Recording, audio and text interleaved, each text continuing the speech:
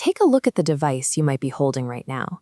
If I asked you which country it came from, what would you say? You might name the brand's headquarters, but if that smartphone required a passport, it would be filled with travel stamps from a dozen different nations long before you ever took it out of the box. Historically, things didn't work this way. Economies used to function a lot like isolated walled gardens. If you lived in one of those gardens, you mostly bought and consumed goods that were grown or built right there inside your own borders. Today, those walls have come down. This shift toward one giant interconnected system is what we mean when we talk about global market integration. By tracking the international journey of this single device, we can map out the invisible web of trade, investment, and technology that connects governments, businesses, and workers across the planet.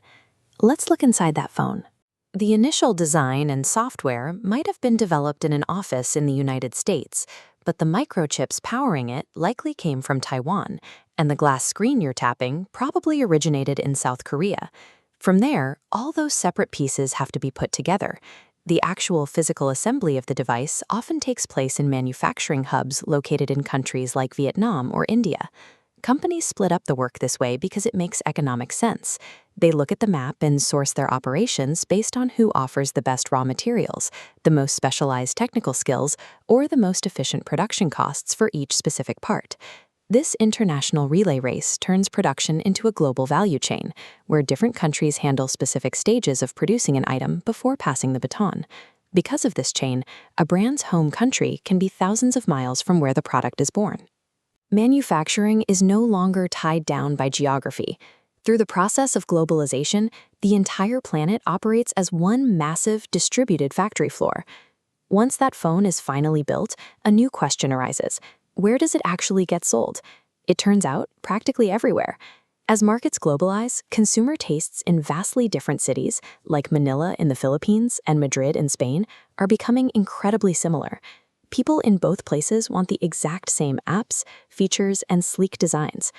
Many brands practice globalization, the art of keeping a strong global identity while making small local tweaks, like adjusting their marketing language or adding regional software features to respect local traditions. While political borders still divide up a map, the barriers between what people want to buy have largely flattened out, creating one shared global marketplace. How did we get here?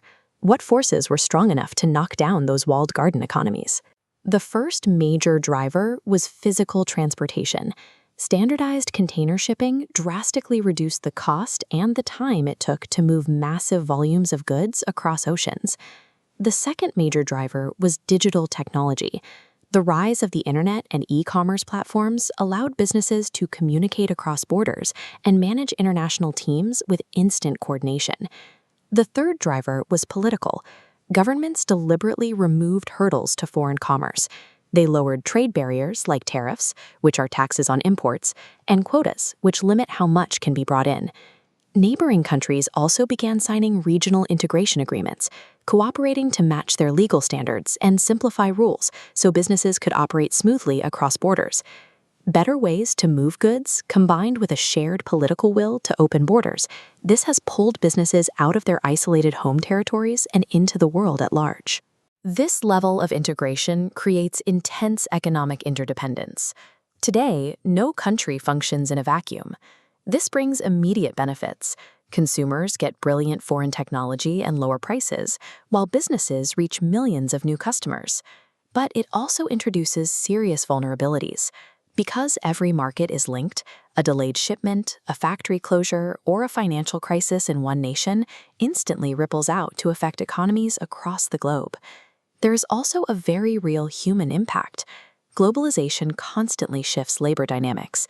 It creates massive new industries, like global customer service centers in some countries, while displacing local manufacturing workers in others. Global market integration is a highly volatile ecosystem where local jobs and businesses are constantly exposed to international shocks. Which brings us back to the device in your hand.